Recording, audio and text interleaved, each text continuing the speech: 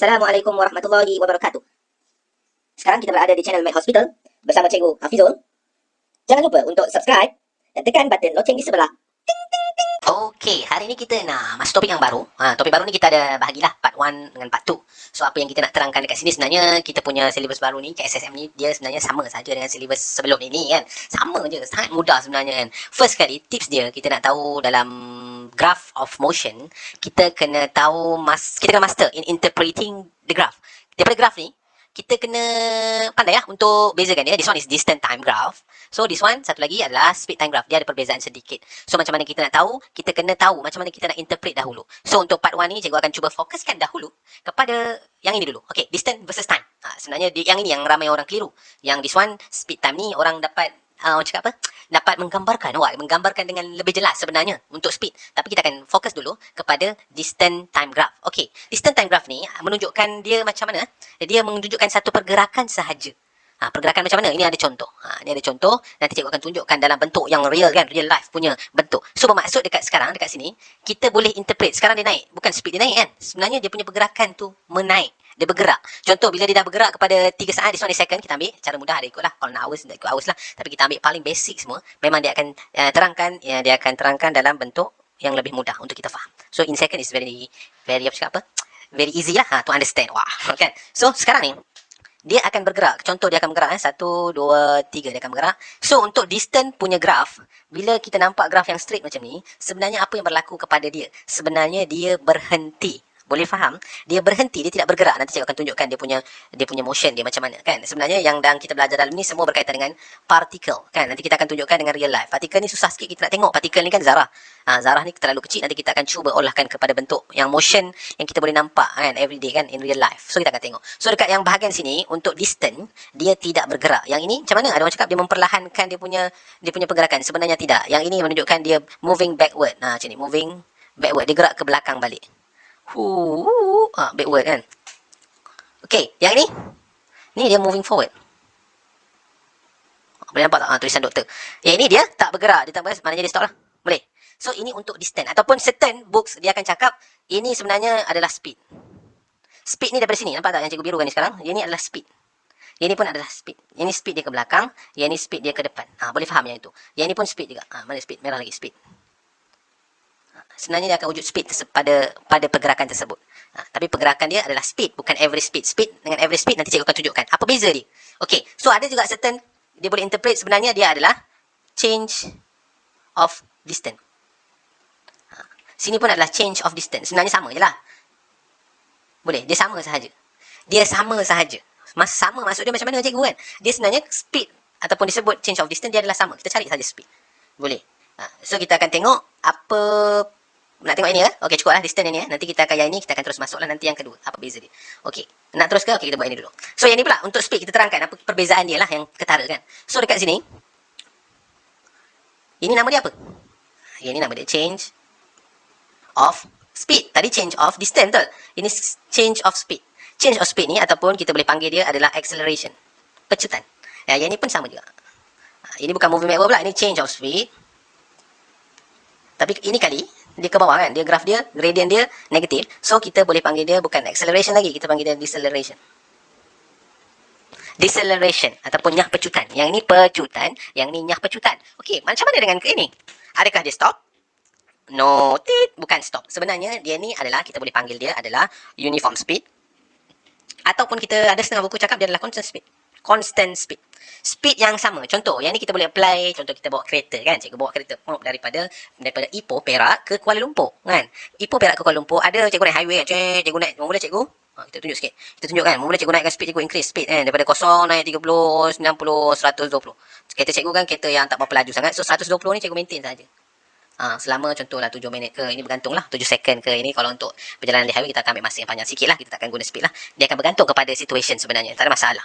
So bermaksud dekat sini bukan dia stop, dia constant speed ataupun kita panggil dia uniformkan speed dia. Speed dia jadi sama. So speed kita tadi adalah 120 km/h. Macam tu.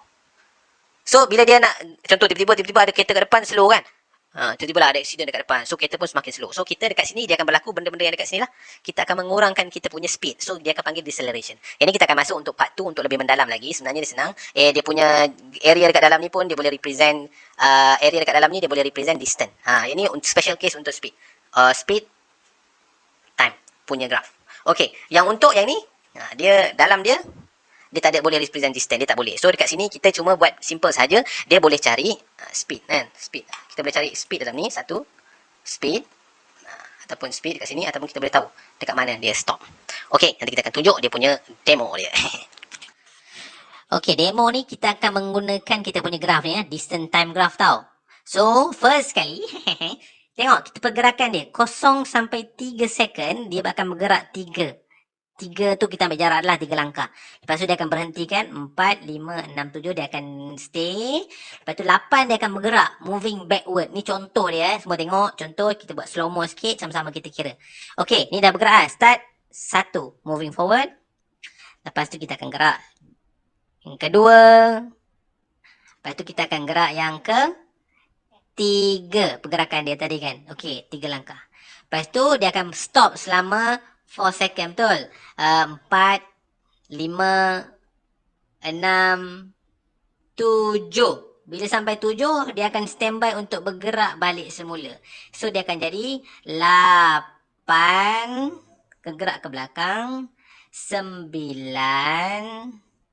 dan dia akan pergi ke tempat asal dia balik, 10. Ini cara pergerakan yang terbaik untuk kamu faham.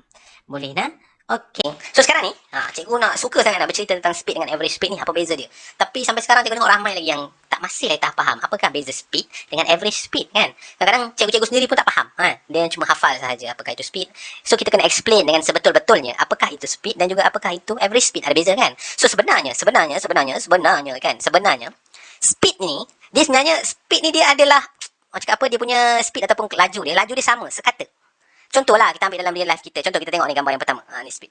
Ni gambar apa anak-anak? Ini gambar lift. Lift ni dia dah ada dia punya kelajuan dah. Dia tak perlu kita, memang dia dah set dah kelajuan dia untuk naik dan turun. Faham tak? So kita panggil dia, kita boleh cakap juga, berapakah speed untuk lift tersebut bergerak daripada tingkat 1 ke tingkat 5? Itu ayat yang sebetulnya.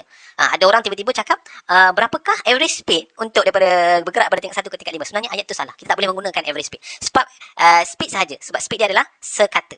So sama juga dengan ni. Apa ni? Jangan terkejut pula. Ini bukannya hantu tangan kan? Ini adalah contoh machine produce glove. So machine produce glove ni dia bergerak pada masa yang ditetapkan. Contoh dia kata 2 second dia akan bergerak kelajuan sekian. So dia akan bergerak mengikut. So kita boleh panggil dia speed. Kita tak boleh panggil dia average speed kan. Average speed, the machine produce the glove. Tak boleh kan. Tak boleh sebut average. Kena sebut speed. Okay, ada one last sekali dia ada escalator. Ni contoh escalator kan. Tadi excavator. Excavator bukan. Tadi elevator. Yang ni escalator. Yang kita biasa naik kan. Pergi contoh di Maiden ke, di mana-mana lah. Tesco ke, di Ion ke. Ada escalator. Escalator ni pun bergerak pada kadar kelajuan yang sama. So kita kena panggil dia apa? Kita kena panggil dia adalah speed. Namanya warna kuning kan. Speed. Jangan panggil average speed. Kita kena panggil dia speed. Yang ini tadi pun kita kena panggil dia speed. Jangan panggil dia average speed. Boleh faham anak-anak? Dia adalah sekata. Ini contoh-contoh. Ada banyak lagi contoh. So, yang kedua pula apa dia? Speed versus average speed. Average speed ni macam mana pula cikgu? Saya tak faham lah cikgu. So, bermaksud macam ni. Faham dia sebenarnya average speed ni kita gunakan untuk satu perjalanan. Dan dia lebih logik dengan perjalanan yang jauh. Contoh kan. Cikgu nak bergerak tadi lah. Kita ikut contoh tadi. Daripada Ipoh. Nak pergi mana tadi? Ke KL kan. Nak pergi loyat ke contoh nak beli barang kan.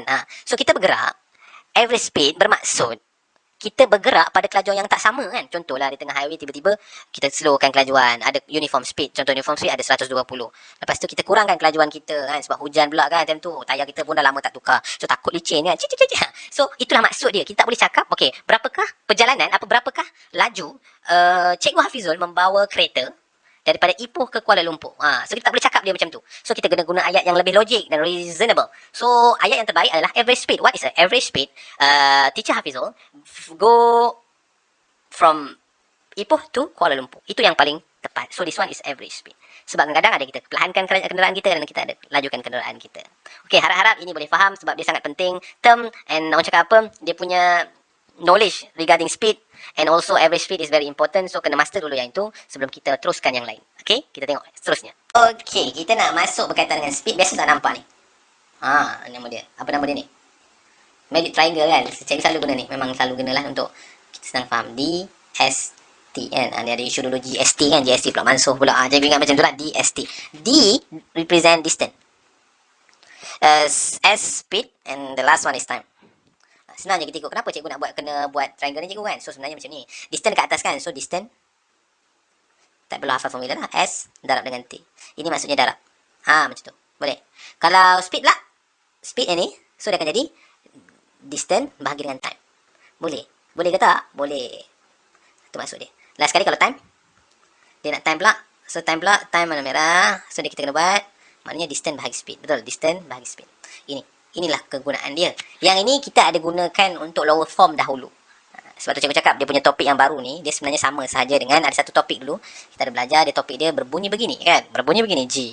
Cikgu sebut macam ni. G. Gao. Silap, bukan gao, gua.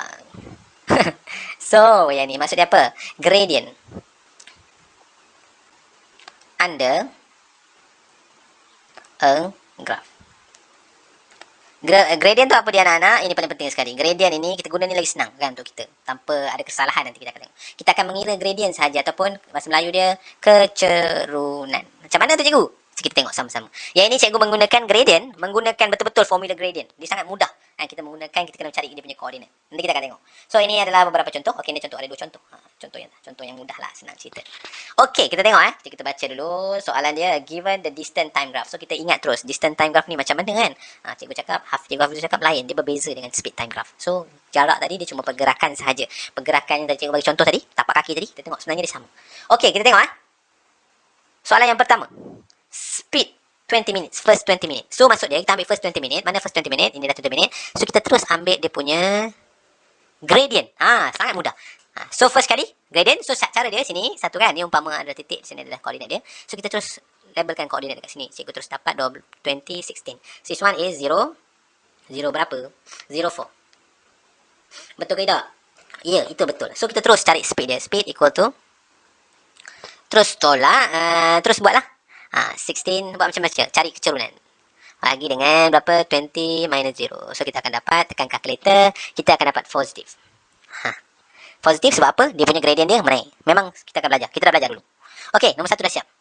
Nombor 2, dia cakap the rate of change. Baca sini betul. Rate of change of distance. Bermaksud tadi cikgu cakap rate of change, speed ni ada orang panggil dia juga adalah rate of change of distance. Perubahan distance. Perubahan jarak. Kita boleh panggil benda yang sama juga. So, dia punya jawapan berapa? Dia kata kat sini soalan dia the distance in the last 30 minutes. So, kita tengok yang last 30 minutes lah kat sini. So, kita terus highlightkan kita punya apa yang kita nak. Kita terus cari ambil kecerunan. Cari kecerunan saja. So, kita boleh cari koordinat sini 60 dengan berapa? 16. Yang ni pula berapa? 90 dengan 0. So, kita terus buat nombor 1. Ini nombor 2. So, yang nombor 2, jawapan dia berapa? So, kita cari je gradient dia. Kita akan dapat 16 minus 0 bahagi dengan berapa? 60 minus 90. So, kita akan tekan calculator. Kita akan dapat 0.53. Boleh. Sebenarnya dia menunjukkan dia bergerak ke belakang sahaja. Boleh. So, ni jawapan nombor 2. Moving backward. Okay. Nampak tak sekarang ni? Ada perkataan apa? Average. Average ni selalunya dia ambil daripada awal, dia akan sampai habis. Sebab kita tengok dia punya distance dia ni, dia punya distance pula. Dia punya speed dia berbeza tau. Dia pergi lain, balik pun lain. Dia rehat berapa saat kat sini? Dia rehat. So, kita kena tahu. So, last kali purata laju dalam kilometer per hour. So, kita punya ni dalam minit. So, ini nak dalam kilometer. So, jangan lupa kita kena tukar nanti. So, kita terus jawab yang ni sebelum kita pergi pada soalan seterusnya. Nombor 3. Okey. Purata laju kita buat. Sebenarnya average speed dengan speed ni dia punya formula sama kan. Dia punya formula dia sama. Lebih kurang lah cakap. Kan kalau sini distance sama dengan speed time.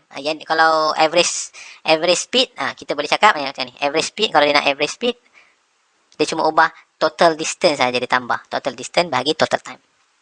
Dia akan ambil keseluruhan. Itulah average. So kita pergi terus balik kepada soalan tadi. So yang 3 dia kata purata laju sebenarnya dia sama sahaja, kita kena tambahkan semua sekali pergerakan dia. So yang ni macam mana nak buat cikgu? Kalau average speed boleh ke nak pakai gradient as kita punya measurement. So dekat sini memang dah tak boleh dah lah. So kita kena terus ambil formula tadi sebenarnya average speed equal to, ingat balik tadi yang ni DST. Speed dia ni, so distance bahagi time, total distance bahagi total time. Total distance, berapa total distance? Berapa total distance dia gerak? So sini gerak ke sini. Kita padam dulu ni, nampak macam very ugly. So ini kita padam sini. Okay, sini gerak ke sini. Berapa? 16 tolak 4, so dia akan dapat 12. Plus dengan sini sebenarnya dia tak bergerak kan? Ni tak bergerak pun. So dia tak bergerak lah, bukan distance lah, dia tak bergerak. Dia duduk diam saja. So last kali kita tambahkan di sini ke sini, jarak dia adalah 16. Boleh ke tidak? Boleh saya akan dapat 28. Over total time ambil terus dari belakang 90 ni 90 minit, so kita kena bahagi dengan 60 untuk dapatkan dia punya, untuk dia dapat dalam bentuk jam. So jawapan dia akan jadi 1/5 kan. So kita akan dapat 18.67. Okey, ni contoh yang pertama. Okey, ini contoh seterusnya. Given the distance time graph, so kena make sure, kena tengok dulu this one is distance, kena tahu dia ada perbezaan kan. So sekarang kita speed 11 seconds. So kita dah dapatlah nombor 1 ni, cikgu Hafiz cakap just tengok dia punya gradient saja. So kita tengok gradient ni, tanda, kita carikan dia punya coordinate. This one is 11, 18. This one is 0, 0. So kita buat saja, walaupun nampak macam tak payah kira kan. So kita buat juga. So sebenarnya dia punya speed adalah 18 minus 0, 11 minus 0. So kita akan dapat jawapan 1.64. So, kelas, siap kan? Kita pergi nombor 2. The rate of change of distance. So, sebenarnya dia sama juga. So, kita buat nombor 2 ni. Nak tulis S pun boleh, nak buat apa-apa pun boleh. Nak rate of change of distance pun boleh. Tulis saja. Sama dengan, dia nak apa ni? 4 second.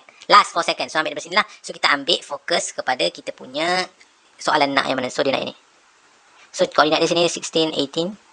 So, sini adalah 20, 0. So, kita boleh cari dia punya gradient. So, 18 minus 0. 16 minus 20. So tekan calculator, kita akan dapat negative 4.5 meter per second. Okay, boleh ke tidak? Boleh kan? So last one ni kita tak boleh pakai lah gradient tadi. Kita kena tengok formula. Average speed equal to apa tadi? Ingat balik yang ni tadi, DST. So speed distance over time. So kali ni average speed dia total distance. Formula dia bergerak itu je, bertukar itu sahaja. Total time. Boleh? So daripada sini kita masukkan saja total distance dia berapa ni kan. Total distance dia kena kira sini. Sini dia gerak ke sini, berapa distance dia? Maknanya jangan tengok sini, memang tak dapat lah. Tengok dia punya gerakan dia berapa. So 18 plus yang ini untuk distance time graph, dia sini adalah stop, dia tak bergerak pun. So last kali dia patah balik, so 18 lah. Boleh, maknanya dia patah balik ke tempat asal. So 18 juga. So dia punya total time dia adalah 20. So 36/20. Boleh ke tidak? So jawapan, the final answer is supposed to be 1.8. Boleh ya. Ini untuk part 1. Nanti part 2 kita akan terus sambung dengan apa? Dengan speed time graph. Okey? Kadang-kadang apa yang kita nak dalam hidup ni kita tak dapat. Kadang apa yang kita tak nak dalam hidup ni kita tiba-tiba dapat. So sama-sama kita muhasabah diri kita. Sebenarnya Tuhan lebih tahu apa yang terbaik untuk kita. Okey, selamat beramal. Assalamualaikum warahmatullahi wabarakatuh.